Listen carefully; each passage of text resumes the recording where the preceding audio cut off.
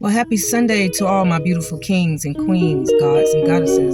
This is Kiki coming to you today with nothing but love, peace, and positivity and sending it your way.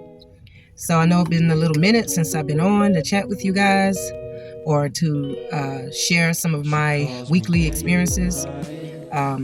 Just kind of finishing up grades, final grades for first quarter.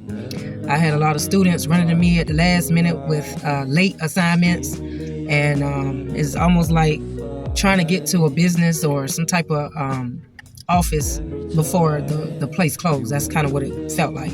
But yeah, I was kind of overwhelmed with trying to get all that done. Had some complaining parents trying to figure out why my child got an F, and they don't come in the classroom to find out why their child have an F. But at the end of the day, I always tell my students that they always have another chance to pull up their grade. A F does not mean that they are complete failures. It doesn't mean that they're not smart or they don't have the learning capability of pulling up, doing much better the next go round. I even know some students that made it on a D straight through school, graduated, and still became successful. So it just all depends on the mindset and the information you instill in the child. If you punish a child, make the child feel less than or feel stupid, then that child is going to really feel like, oh my gosh, I'm just not smart. But listen, every school isn't created equally. Every curriculum isn't created equally. Every child learning style isn't created equally. So I feel like, we need to keep that in mind. I keep that in mind with my children. I know that, I was blessed enough to have all my children graduate with AB honor roll, but at the same time, I had to meet them at their learning style. Like, I had to meet them where they were. Like, one child was stronger in reading, and then another child was stronger in math. And so I had to kind of see how I can help balance it out, or I had them helping each other out, So basically, that was kind of like my week for the past couple of weeks, just trying to get these grades in, trying to make sure everybody is where they need to be so we can move forth and continue to make progress. So I know a few of my videos ago, I did mention that I was working with some very challenging students, and this is a general ed class, fourth grade class. Like I said, I'm now responsible for close to 60 students, during these different blocks.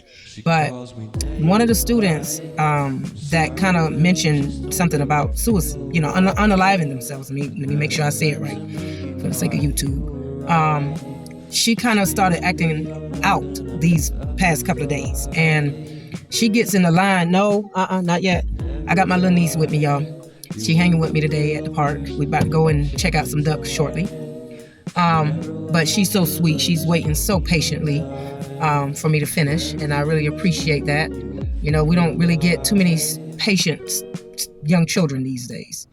But anyway, so she started, tripping, and all I know is she got in the line. Well, first she came into my classroom grumpy, and a lot of times she'll tell me, "I'm sorry, Miss Brown, I'm PMSing, so." I'm tired. I don't want to be bothered today.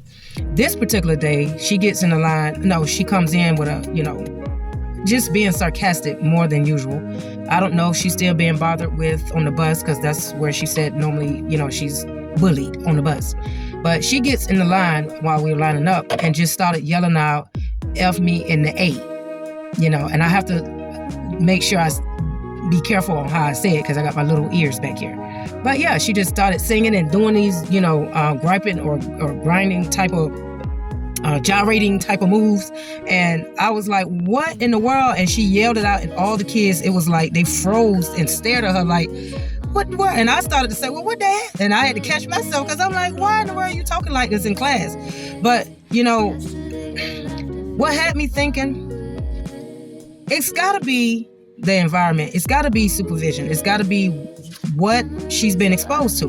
And that's the problem. A lot of people, and I'm trying my best to say this in the right way, but when your child is acting out and doing something out of the ordinary, you can't just assume that they always get it from the school. A lot of times they have exposure to different things online, different movies. She was the one that told me she watched Hustle and Flow. So if she's being unsupervised while she's watching in certain programs and engaging in certain activities, then this is kind of like the results you get. And then I had her. Okay, so later on that day, she started walking down the hallway, all hype and mad. I'm finna F somebody up if they got my Slim Jim. Now, if you see this girl, you would be like, okay, I understand. You really didn't need it. But because we don't want to body shame, because we don't want to, judge people, I had to try to figure out a way to get her to calm down because she was actually coming back from suspension and she was working towards going into another suspension, another referral. And so I said, well, nobody's going to confess to stealing your Slim Jim. So why don't you just let them have it. Just take it as a donation to somebody that was hungry. And then eventually somebody will confess. Until then, they only $1, $2. Just go and replace it. That's it. That's all you got to do. Why fight over it? And so had to deal with all these social, emotional, lacking skills. And then towards the end of the day, one little boy, and my heart really go out to his situation because I know he's a foster child, and I know it's not easy dealing with things that you shouldn't deal with when your parents make certain choices, and then now you're stuck in a situation. So I can relate to that very well. So he comes into my classroom, and first he takes off his shoes, and he's like running around like he on some meds, or he's supposed to take some meds. Something wasn't normal about that boy. And so he running around the room, running laps, and I told him that he run another lap, then we're going to make sure that during recess, during his free time, we're going to make sure he spend the rest of that time doing laps. And so all of a sudden he got in his feelings, and then he went over to the area because we have like a little area with stools and a laboratory area. And so he started picking up the stool and just dropping it, picking up the stool and dropping it, breaking the screws out of the stool. And then he comes to me to man, this stool ain't working. And I said, well, just sit in a regular chair, leave the stool alone. And so the whole time he's being defiant. He's being disruptive, being disrespectful. And so I try my best to give my students the benefit of the doubt. I try to give them chances because I have to sometimes put myself in their shoes. We don't know what these children are going through. And a lot of times they don't know how to express themselves. They don't know how to cope. And so their way of getting attention is doing some negative, because that's kind of what stands out more than doing something positive. And so that's why I try my best to catch them any little thing that they're doing that's good and following through with directions. I try to get them, hey, yes, you're doing the right thing. But anyway, I had no choice but to send that boy out my classroom because he started being really disrespectful when I tried to get him to come out the classroom and let's calm down, let's breathe, let's problem solve, let's find out what is really going on. But eventually later on, he decided to come and meet me after school. And I said, man, you making my job harder than it have to be. And when my job gets hard, your job gonna get hard too. Because your job is to come to school to focus so you can pass to the next level. And I can't work with you if you're constantly disrupting my job. And then on top of that, you messing up your grade, because I'm not going to let you sit in my classroom and stop me from doing my job. So that's how I come to my students. I'm not finna be all Mr. Reading Rainbow type of Mr. Roger in the neighborhood with these students, because they not on that time. This is a whole nother level of mine type of kids, another generation. And so I said, what's really going on with you? And he said that he was being bullied. And I'm like, oh God, not another bully incident. He's saying that he told me that the guy that he's always following, they supposed to be calling each other brothers and best friends. They upset with each other. And the brother or his best friend, I guess, did something to him, left a mark on him or something. And instead of him standing up to the boy, because the boy I think is like a year or so older than him, he decided to come in the classroom and take it out on my stool and then aggravate the hell out of me. So I'm like, why you didn't just say something in the first place? That way you wouldn't been sent out my room. You probably would never damage the school property. We could have just sat down and tried to come to some kind of reasonable understanding so we can, solve the issue. And so he was like, I can tell he was remorseful, but he didn't really know how to say, I'm sorry, Miss Brown. I didn't mean to do this and this and that to you. And I ain't really want nobody to know my last name. But I done told him myself, my last name. But yeah, that was the circumstance. He went through that bullying situation and then came and took it out. Now, the boy that's bullying him, this boy is being Lord have mercy. My heart go out to this student as well too, because he was retained.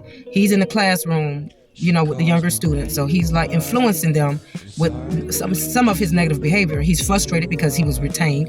And in order for him not to be picked on or feel or build up his confidence, he has to walk around and act like he smashing different girls. He got to flirt with different girls. He got to trigger them into fighting each other. Now this boy right here, he's growing up in a household full of different children with different baby daddies. His daddy is in prison. He said that he saw his dad on a video having a shootout with another guy, and the police so happened to catch his dad, and now his dad is pretty much gone for a while. I don't know all the details of the circumstance, but I don't think it was a good idea for him to see the video with his dad, committing a crime. So, but he claimed that it was about his dad trying to protect him. And I'm like, well, if your dad trying to protect you, it should be where he shouldn't have that much time. But apparently he's not even allowed to see his dad. So it must be more to the story. He must have had warrants already. I don't know. But every day this boy comes to school acting like he need medication, trying to bully somebody, trying to act like he want to challenge the teachers, punching the lockers, punching on girls. So this is the type of, and he's being seen by a counselor. So when we did talk to his mom was like, well, he don't act like this at home. He act like a soft punk at home. And I said, well, I don't know if that's helping, but I said, does he take any kind of medication? And she said, the medication he takes is wrapped around my waist. That's the only medication he needs. And I'm like, okay. So basically she's letting me know she beats him with the belt. But if the belt isn't working, isn't changing his way of thinking and changing his behavior, and basically he's just only scared at home and he knows the teacher's not going to beat him, then we got to come up with a better solution, So this is a whole nother program. I didn't even know I was signing up for some crazy mess like this. But, these are kids that will eventually become adults. These are kids that will eventually lead the way in our society. And it just worries me because these kids are crying out for help. And I don't know what programs out there. I know they have mentorship programs. I know they have counseling, but it's just so many students that's struggling mentally and emotionally to where it doesn't even make sense. And so that's why I do these videos, because I'm hoping, no, I may not have the solution, but I'm hoping that somebody out there help me come up with something to where we can really reach these students, because school, we're limited to what we can do. We only have so many hours in a day to get things done, and 95% of it is programming these students with curriculums that really ain't making a difference. It is not making a difference. Right now in social studies, we're learning about Abraham Lincoln. Just because Abraham Lincoln opposed of slavery and he signed, something in the Constitution, doesn't mean that is going to make a difference today. It just, we still got to get up and work, and we got to work for somebody. And all I see is the change in names. They changed the name from being a slave to now you're an employee. They changed the name of slave master to manager, boss, or supervisor. So everybody got to work. Like I said, if you ain't wealthy and rich and connected to the king and queen over there in Britain, Europe, you got to work. So I don't know, but we still got to teach the students this information. And pretty much how a group of people just came over and tortured another group of people because they looked different, because they spoke a different language. But we still got to teach it. And the point is, I just got to teach it. But anyway, so basically, I just wanted to say, not too long ago, had a little chat with my friend. And I often share a lot of my traumatic stories, my history, only because I want people or my friend to understand that, not that I'm dwelling on it, not that I'm stuck in my past trauma, but to help my friend understand that what I've been through is why I act and what shaped me to be the woman I am today. And a lot of times when you talk to people, not just my friend, but just in general, people do two things. They either judge you based on your trauma and your past, and they throw it in your face, when during a sensitive moment or disagreement, or it makes them run because they feel like, okay, well, I can't handle what you've been through, because a lot of times people have their own trauma that they don't, or sometimes it mirrors their trauma. And so they start tripping and they start acting different or distant, or they don't know the proper way to respond. And so I would say to people out there in general, make sure you have discernment on who you invite in your world, in your life, and who you open up to. If you may get lucky and find somebody mature enough to know how to be more empathetic towards your past and know how to act a certain way accordingly. And I'm not saying that people got to act all pity and baby your situation and treat you like a victim, but at the same time, I feel like it helps. Okay, so some people go through trauma and they went through the healing process, but it doesn't mean that it's not going to resurface. Certain things can trigger the parts of you that have been healed, especially if it's been a long traumatic event, So it requires the person that you are communicating with, or the person that's in your circle, to kind of be a little bit more understanding and say, okay, well, I know where you're coming from. I know maybe something I said, something I did kind of triggered something in you. And so I want you to know that I'm here to comfort you. I'm here to help you understand. I got your back. I'm not trying to take advantage of you. I'm not trying to hurt you. You're safe. But see, a lot of times people don't know how to respond like that. It's like, it just turns into, oh my gosh, you sound like somebody in my past that I used to talk to, or somebody I know, and it's too heavy, it's too much for me to deal with right now. And then they start feeling triggered, and then you got two triggered people that just don't even know how to really come together and get the right healing, because you don't have to go through a therapist or talk to a pastor or whatever just so you can begin your healing journey. You can begin your healing journey with a friend that can relate to your situation. You can begin your healing journey just by looking at positive videos.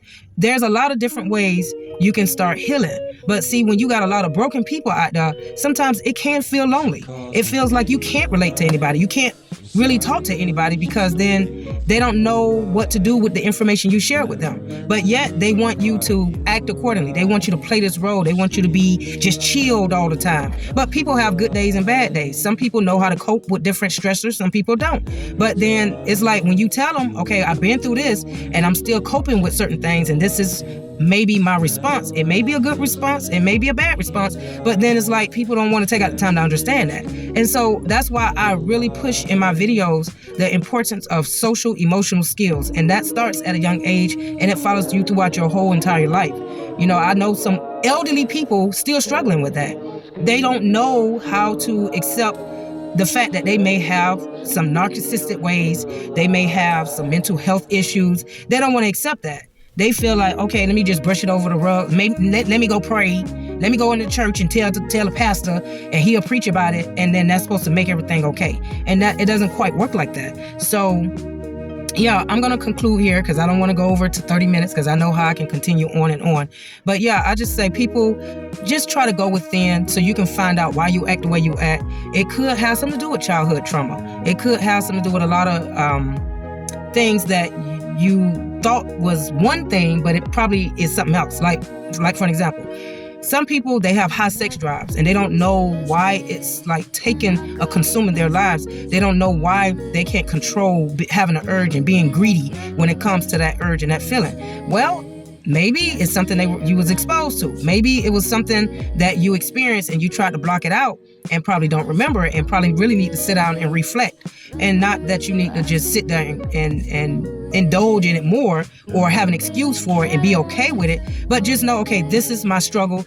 This is something I want to change, and this is something I'm working towards changing. Whether it got something to do with sex addiction, whether it got something to do with smoking addiction, whether it got something to do with alcohol addiction, whether it got something to do with eating, whether it got something to do with being codependent. There's a lot of addictions out there. You just got to figure out what is hindering your growth.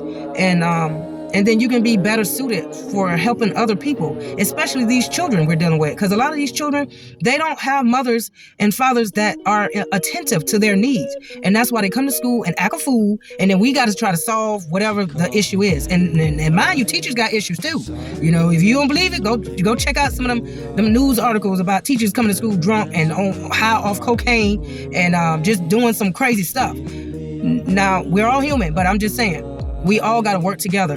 We got to work together and not just come together just to judge somebody's life and gossip. But I mean, genuinely love each other, help each other grow so we can possibly have a better society. I know it ain't going to be a perfect world, but a better society. So with that being said, you guys, thank you for listening in. Thank you for all your support. I don't care if I even reach one person and one like, I still appreciate that. And I hope that you can share some of my videos, share my story. I'm still a work in progress. And you continue to have a wonderful, positive, productive, blessed week. Peace out.